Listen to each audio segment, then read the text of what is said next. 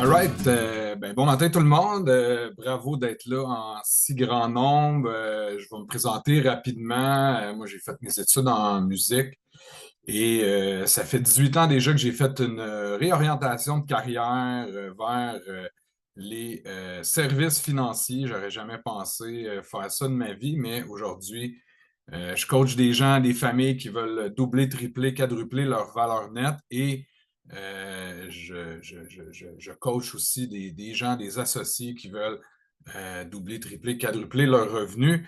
Donc, le sujet ce matin, c'est de un peu démystifier, parler des différents produits d'investissement parce que souvent, je me rends compte que les gens, dans ma pratique courante, que les gens euh, ils ne savent souvent pas les différences entre c'est quoi un REER, un CELI, un CELIAP, un REE ou un RII, un régime enregistré d'épargne invalidité. Donc, on va y aller en deux volets. J'y vais à l'ancienne ce matin avec le tableau blanc. Je vais essayer de sortir mes talents d'artiste. Puis, c'est sûr que je n'irai pas là, dans trop de détails, mais je pense que l'idée, c'est de comprendre les grandes lignes. Euh, donc, si, exemple, on regarde les trois premiers qui sont les plus courants, on a tous entendu le REER, le CELI, le CELIAP qui est plus nouveau. Donc, moi, je dis souvent que le CELIAP, c'est un REER et un CELI qui ont couché ensemble parce qu'on se retrouve à avoir le meilleur des deux mondes avec le CELIAP. Donc, si je commence par la base, parce que c'est toujours aussi fascinant d'entendre les gens qui vont me dire, ben, tu sais, un REER, c'est de la chenoute.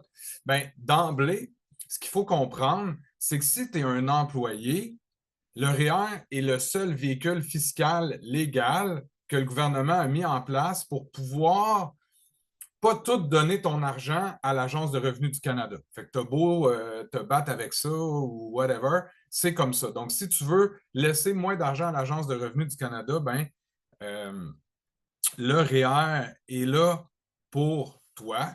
Donc, c'est ça. Je parle de gens bon, qui travaillent. Puis si en plus tu as des enfants, euh, ben, le REER, dans le fond, ce qu'il va faire grossièrement, c'est qu'il va venir diminuer ton salaire brut imposable et par le fait même, va te permettre d'augmenter tes allocations familiales. Donc, si tu as des enfants, puis tu es un employé, le REER, c'est comme un no-brainer, là, excusez l'anglicisme, mais ça va de soi qu'il faut travailler avec ça pour justement aller profiter de l'effet domino de diminuer son salaire imposable, augmenter ses allocations familiales. Puis, je dis souvent que quand tu es un employé, tu as des enfants, bien, le gouvernement il peut subventionner à 100% les études de tes enfants. Je pourrais revenir tantôt avec le REER.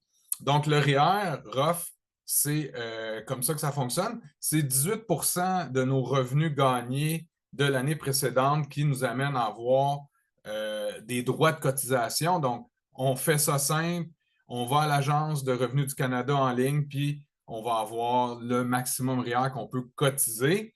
Et euh, en fait, ce qu'il faut savoir, c'est qu'on a toujours jusqu'au 1er mars de l'année.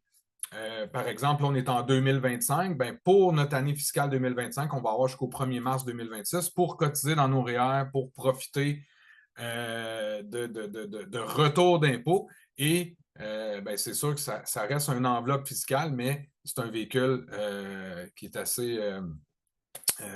assez commun pour la retraite. Après ça, on a le CELI qui est arrivé là, dans les années 2009, si je ne me trompe pas. Le CELI a été créé majoritairement pour notre génération, la génération travailleurs autonomes, parce que, puis en plus, les entreprises avaient de moins en moins de fonds de pension dans ces années-là. Là, c'était vraiment le déclin. On est plus que conscient aujourd'hui. Donc, le gouvernement a dit ben, il faudrait aider nos travailleurs autonomes et les gens qui n'ont plus de fonds de pension, qui ont maximisé leur REER, qui aimeraient ça euh, se bâtir un fonds de pension. Donc, moi, je dis souvent que le CELI, c'est comme le meilleur ami du REER. Tu sais, c'est pas un ou l'autre, c'est souvent un mix des deux. Je dis souvent que pour les employés, l'idéal, ça serait d'avoir un portefeuille 2 tiers REER, 1 tiers CELI pour le projet vacances, chalet, au Winnebago parce que le CELI, c'est de l'argent libre d'impôt. Donc, c'est de l'argent net qu'on investit et quand on la retire, on n'est pas imposé, contrairement au REER. Fait que là, il y a des gens qui vont me dire des fois, ben Eric, je serais bien mieux de mettre tout dans mes CELI. Encore là, si tu es un employé et tu as des enfants, puis tu mets tout dans tes CELI, puis tu ne profites pas du REER, ben, tu laisses beaucoup d'argent sur la table. Donc, évidemment, j'ouvre une boîte à questions en même temps, mais je vous invite à revenir vers moi parce que je veux rester simple. Le CELI, de la façon que ça fonctionne, c'est qu'il y a un plafond pour quelqu'un, exemple, qui n'aurait pas cotisé zéro à son CELI, alors qu'on se parle un droit de 102 000 selon l'Agence de revenus du Canada. Et en ce moment, ben, le nouveau plafond pour 2026 va être de 7 000 supplémentaires. Fait que quelqu'un qui me rencontre en 2026 qui a mis zéro dans son CELI, ben, il va avoir droit à 109 000. Donc, c'est des montants comme ça qui ont été établis par le gouvernement. Donc, c'est tranche d'histoire. Le CELI, à la base, devait s'appeler Compte d'investissement libre d'impôt, mais vous savez que les banques sont très fortes sur le lobbying. Donc, ils ont travaillé très fort pour appeler ça Compte épargne libre d'impôt. Et encore là, je rencontre beaucoup de gens qui me disent ah, ben, j'ai un CELI, c'est comme mon compte chèque, c'est comme mon compte épargne, ça me donne 0,1% d'intérêt. Ça n'a aucun rapport. Un CELI, c'est une enveloppe fiscale. Il faut bien le comprendre et ça peut être investi dans un véhicule de 8, 9, 10, 12, 15, 20 ça n'a pas rapport. Donc, je parle vraiment aujourd'hui des différentes enveloppes fiscales. Après ça, on a le petit nouveau arrivé. Ça fait tout près de 2 ans complet. Donc, on a le CELIAP. Comme je disais tantôt, c'est le meilleur des deux mondes. Donc, quand je rencontre des jeunes qui ont 18 ans, là, 20, 25 ans, pas de maison, on ne se pose pas de questions, on ouvre le CELIAP. Pourquoi?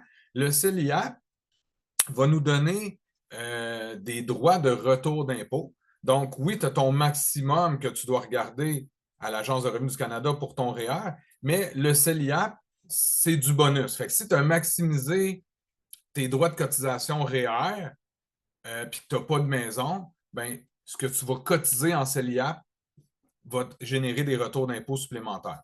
Donc, ça, c'est vraiment intéressant.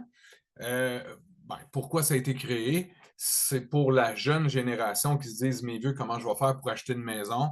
Fait que, parce qu'un REER, ce qu'il faut comprendre, c'est que quand on s'en sert pour acheter une première maison, on appelle ça un RAP. Beau concept qui a été développé principalement par les banques.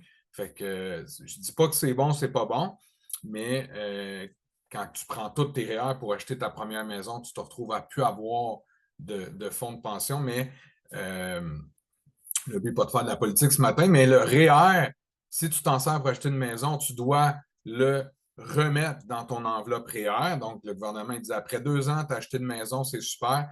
Tu as 15 ans pour remettre ce montant-là dans tes REER, sinon, on va t'imposer sur le montant que tu as retiré. C'est comme ça que ça fonctionne. Le CELIAP, puis ce qui est le fun, c'est que tu n'as pas ces contraintes-là. Fait que tu mets de l'argent, c'est libre d'impôt, ça te donne un retour d'impôt en plus, et quand tu vas le retirer pour l'achat de ta première maison, ben, tu n'as pas à remettre l'argent. Donc, c'est beaucoup plus flexible comme produit. Du moment que tu ouvres le compte, par exemple, en 2025, tu ouvres le compte, tu mets zéro dedans, c'est comme si tu avais un 8 000 en banque. Parce que c'est 8 000, là, le chiffre magique par année, et tu peux cotiser jusqu'à un maximum de 40 000 dans cette enveloppe-là. Donc, je reviens sur mon exemple pour être bien clair.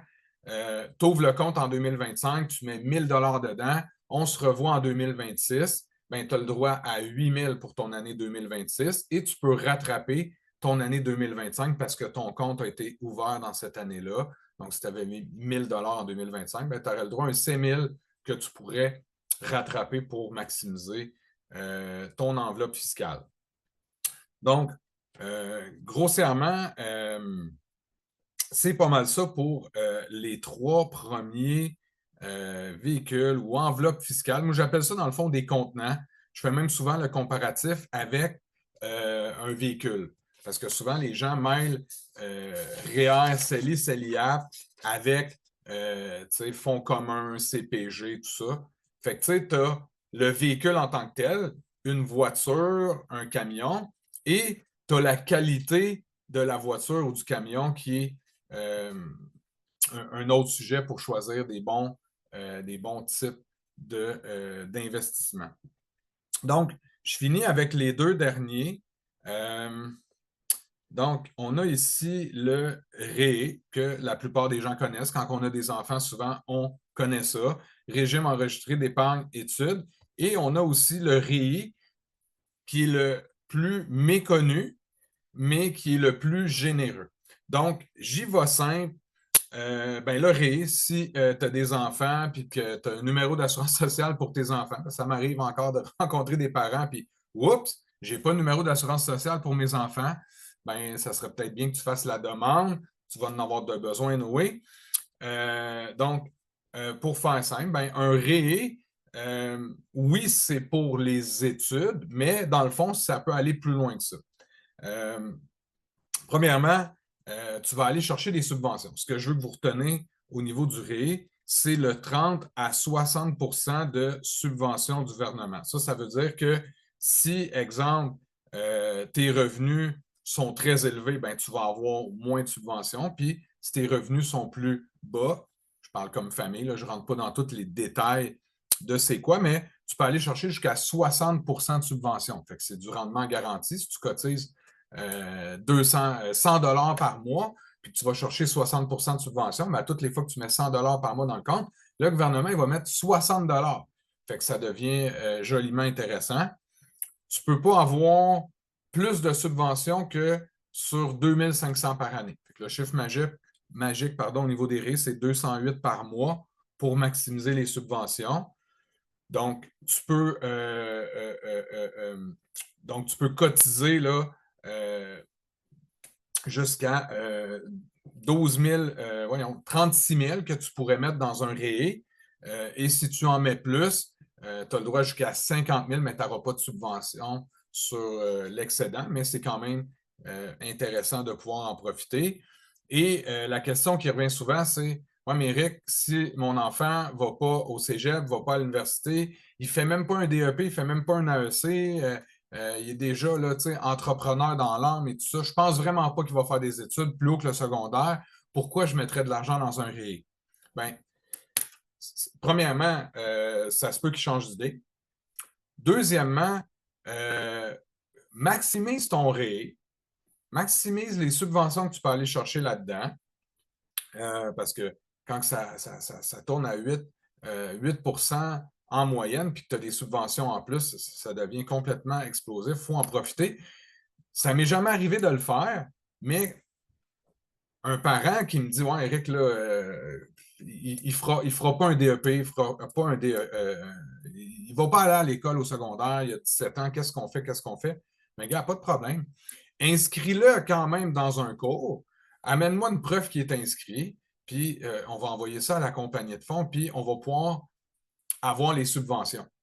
Bon, c'est-tu légal, c'est pas légal? Il n'y a pas de loi qui dise que ça ne peut pas se faire. Le gouvernement, lui, veut une preuve que l'enfant est inscrit. Fait que, tu l'inscris dans le DEP qui te coûte le moins cher, puis tu profites des subventions.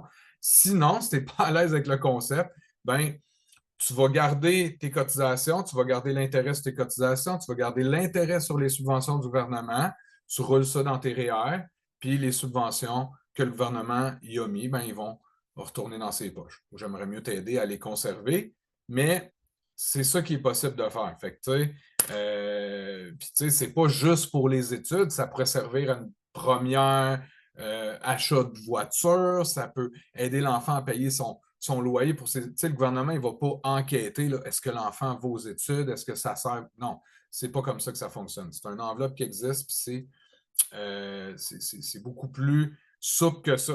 Tu sais. Nous, dans notre cas, on prévoit aider nos enfants. Donc, le REE, pour nous, c'est comme pour les inciter à continuer de cotiser à 18 ans dans leur REE qu'on va convertir en CELI. Puis on leur a dit, ça fait déjà quelques années, que cette enveloppe-là, on n'y touche jamais. Puis à 50 ans, vous allez être plus que millionnaire si vous continuez à cotiser par mois dans votre REE qu'on va transformer en CELI. Donc, ça a beaucoup plus de portée qu'on peut le penser. Je finis sur le dernier qui est un peu plus méconnu. Il y a plus de 100 000 personnes qui se qualifient là-dessus au Québec qui ne sont même pas conscients parce que le gouvernement, il met des enveloppes, il est très, très fort pour venir chercher l'argent dans nos poches. Hein, c'est l'Agence de revenus du Canada et l'Agence de revenus du Québec. Il met des enveloppes, il met des programmes, mais ce n'est pas vraiment son mandat de nous les expliquer pour qu'on les maximise. Puis les médecins sont débordés. Là. Je pense que ce n'est pas une grosse nouvelle ce matin. Donc, quand je rencontre des gens, que ce soit des enfants ou des adultes, la chose que vous devez recevoir, que vous devez retenir, pardon, c'est CIPH. CIPH, ça veut dire Crédit d'impôt pour personnes handicapées. Donc, aussitôt que tu as rencontré un médecin et que ce formulaire-là a été complété et que tu reçois le fameux crédit d'impôt pour personnes handicapées, ben, tu te qualifies au REI. Un REI, c'est quoi? Ben, c'est entre 100 et 300 de subvention possible. Donc, c'est assez explosif, merci, comme subvention qu'on peut aller chercher. On peut aller chercher des subventions sur un maximum de 90 000. On a un droit de cotisation de 200 000 total. Puis, la question, évidemment, qui revient souvent, c'est « Ouais, mon enfant, avec l'handicap qu'il a, telle personne avec l'handicap qu'il a, il va être sur l'aide sociale, il ne pourra jamais vraiment avoir une vie normale. » Là, je dis ça pour qu'on se comprenne. Là. Je ne juge pas rien de ça. Au contraire, ben, ce qui est important de comprendre, c'est quelqu'un qui va soit avoir de l'aide sociale ou qui va retirer sa pension de vieillesse ou peu importe, ben, les retraits REI ne vont jamais, jamais être affectés. Donc, c'est du surplus. J'ai une famille, je la cite souvent en exemple parce qu'ils sont très rigoureux. On s'est rencontrés, puis quand ils m'ont parlé du défi qu'ils avaient avec leur enfant, le diagnostic a été posé, je les ai rencontrés, ça faisait déjà 2 ans que le diagnostic a été posé. Fait que quand on a ouvert le REI, premièrement, le gouvernement est venu déposer dans le compte des montants d'arrérage parce que le gouvernement, aussitôt qu'il voit que le compte est ouvert, c'est directement relié à la compagnie de fonds. Quand il voit que le compte est ouvert, il va dire, bon, ben, on doit de l'argent à cet enfant-là, cette famille-là. On ouvre le compte, l'enfant a 8 ans, mais le diagnostic a été posé en 2 ans. Fait que le gouvernement, il va venir mettre de l'argent pour les 2 années précédentes. Ça, c'est intéressant. Puis, pour finir, ben, cette famille-là met carrément 200 $ par mois dans le compte et le gouvernement, lui, il met 600. Fait que vous avez une idée qu'à la fin de l'année, ça l'a joliment augmenté. Ça augmente de façon, c'est malade, c'est comme un rendement de 300%, en plus du 8-9% de moyenne sur l'investissement en tant que tel. Donc, c'est complètement fou raide. Pour faire simple, ces gens-là vont cotiser, puis là, tu sais, je tiens en compte l'enfant qui, à 18 ans, continue de mettre le même 200 $. Ils vont mettre moins de 30 000 $ de leur poche et cet enfant-là a 60 ans parce que à 59 ans, tu ne peux plus cotiser dans le régime. Donc, à 60 ans, on va avoir plus d'1 million dans ce compte-là. Fait que c'est hyper généreux. Donc, c'est des programmes que le gouvernement met en place. Moi, je suis là pour les vulgariser, les démocratiser, faire en sorte que les gens en profitent un maximum. Je ne suis pas médecin, je ne suis pas spécialiste. C'est toujours le médecin qui va se prononcer dans le formulaire CIPH. Et si le médecin complète le formulaire, les enfants se qualifient selon les critères, moi, ma job, c'est d'ouvrir le compte pour que les gens profitent des subventions. Fait que, des fois, ça peut être anodin. Là. Il y a certains il y a certaines personnes là, comme autistes ou des trucs qui sont plus anodins que d'autres qui vont se qualifier. Fait que je reste disponible pour les boîtes à questions. J'espère que ça a amené de la valeur ce matin, une compréhension de plus ou une étincelle de plus. C'était ça le but. Donc, je vous remercie d'avoir été avec moi ce matin et je vous souhaite une très belle journée.